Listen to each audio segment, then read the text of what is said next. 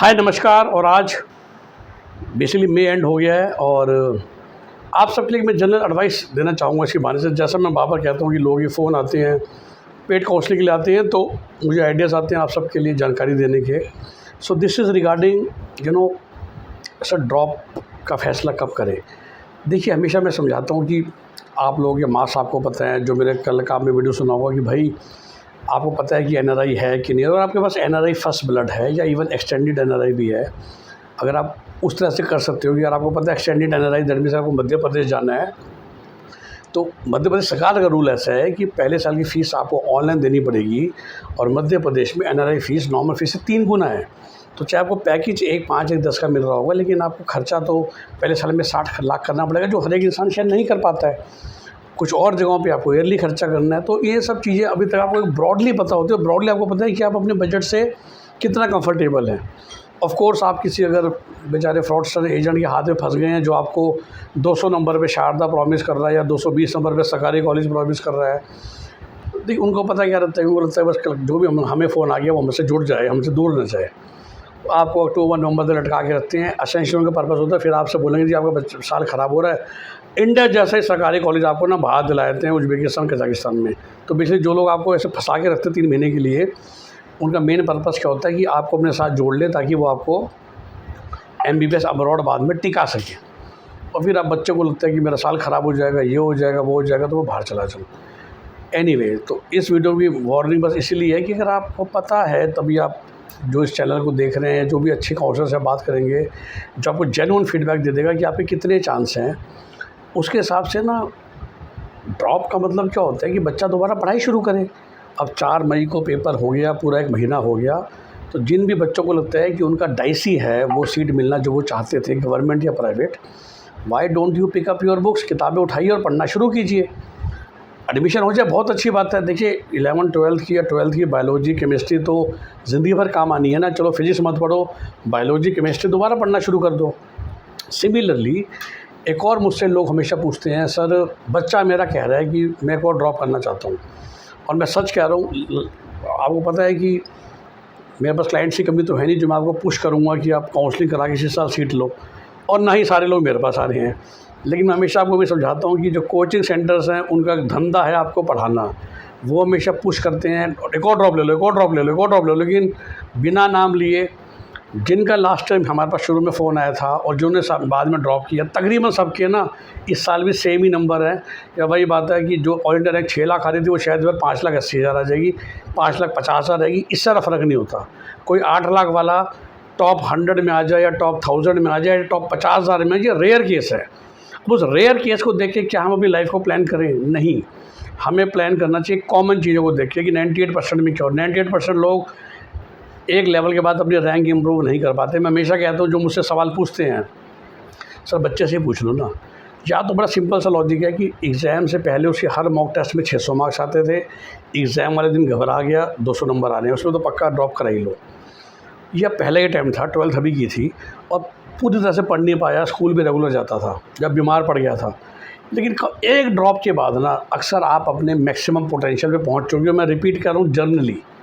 फिर अब लोगों ने एग्जांपल देते, सर ये इस बच्चे को देखो, ये तीसरे अटेम्प्ट में से सरकारी कॉलेज निकाल लिया। तो मैं कहता हूँ पहले देखो सेकंड अटेम्प्ट में कितने नंबर थे, फर्स्ट में भी कितने थे। तो पता चलता फर्स्ट में भी सरकारी से 25 नंबर कम था, सेकंड अटेम्प्ट में सरकारी से 15 नंबर कम था। और उस बच्चे का घर का स्थिति ऐसी थी कि वो प्राइवेट कॉलेज में पढ़ा ही नहीं सकते थे, तो उसको ड्रॉप करना ही करना था, तो उसने कर लिया। और पर वो पहले अटेम्प्ट में भी तो 500 पे था, चलो 500 से 540 ऑल इंडिया रैंक की बात करते हैं। पहली बारी में उसके 1.5 लाख रैंक आई थी, फिर वो 1,20,000 रैंक पे आ गया, फिर वो 40-70,000 रैंक पे, और इस साल वो 25,000 रैंक पे आ गया, सरकारी सीट मिल रही। बहुत अच्छी बात है, बट शुरुआत उसकी कहाँ से हुई थी? 1,20,000 रैंक से। जिन बच्चों की शुरुआत 8 लाख रैंक से हो रही है, 7 लाख रैंक से हो रही है, और पहले ड्रॉप के बाद भी वो 3 लाख रैंक पे पहुँचे हैं, 3.5 लाख रैंक पे पहुँचे हैं। आपको लगता है कि वो 50,000 रैंक पे पहुँच जाएगा, और 50,000 रैंक पे नहीं पहुँचेगा तो सरकारी सीट तो मिलनी नहीं है। लेना प्राइवेट कॉलेज ही है।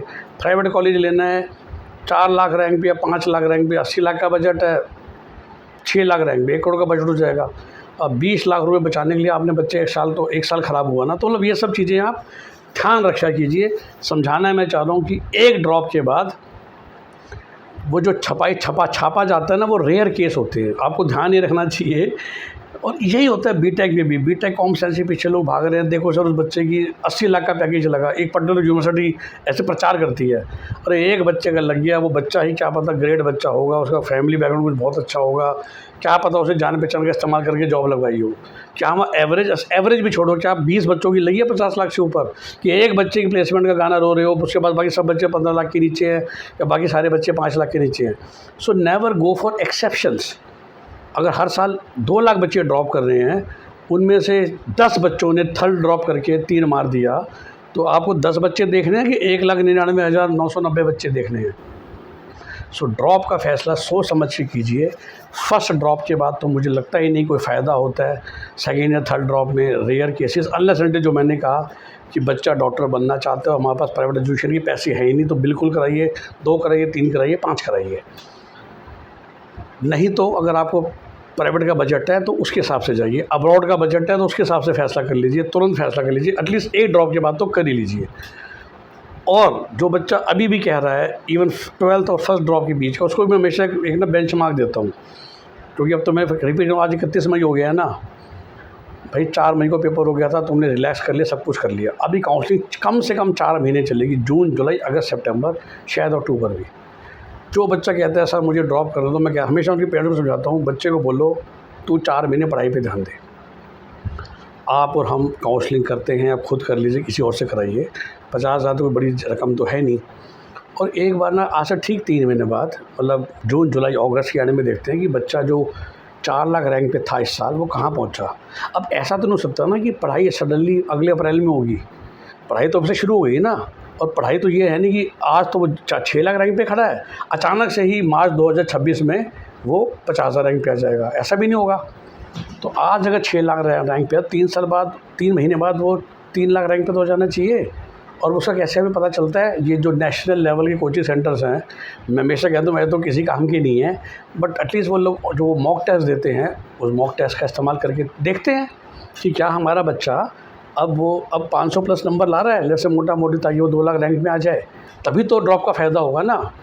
या 3 महीने की पढ़ाई के बाद भी, और मई को गिन लो तो 4 महीने हो गए, ये तो वहीं का वहीं खड़ा है, तो फिर 1 साल फ़ायदा, क्या फ़ायदा होगा इवन फर्स्ट ड्रॉप कराने का भी। फिर 12th के बाद ही एडमिशन करा दीजिए। बात समझ रहे हैं। और जिसको पढ़ाई करनी है वो काउंसलिंग ख़त्म होने का इंतज़ार मत करो, अभी से पढ़ना शुरू कर दो।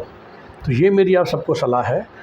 अच्छा लगा वीडियो तो चैनल को सब्सक्राइब कर लीजिए, वीडियो को लाइक और शेयर कीजिए, ताकि बाकी बच्चों को भी ये जानकारी मिले जो भी ड्रॉप का सोच रहे हैं, या ड्रॉप के करने के पीछे क्या लॉजिक होना चाहिए। सिंपल 3 चीज़ें हैं, 3 चीज़ें। बच्चा अपने मुंह से फील करे कि उसका तैयारी पूरी नहीं थी, तैयारी बहुत अच्छी थी, पेपर वाले दिन गड़बड़ हो गई, पेपर वाले दिन, तीसरा पेपर से 1-2 महीने पहले कुछ घर में परेशानी हुई, घर में दिक्कत हो गई और पेपर में फोकस नहीं कर पाया। चौथा, मैं जहाँ सारा कह सकता हूँ, 1 ड्रॉप हो चुका है, फर्स्ट ड्रॉप, पहले टाइम था 12th वाला।